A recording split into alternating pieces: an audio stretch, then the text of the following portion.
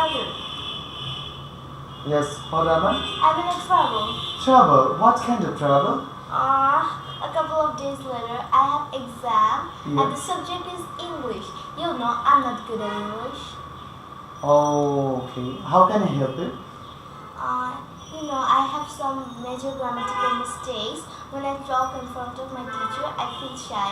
How can I overcome the situation? Oh, I got it. When I was in your class, I faced the similar problem.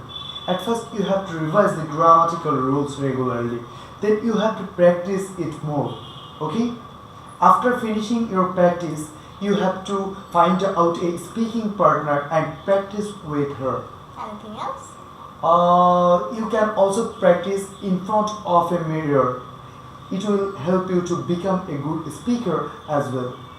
Thank you for a valuable suggestion. Okay, you're welcome. Okay.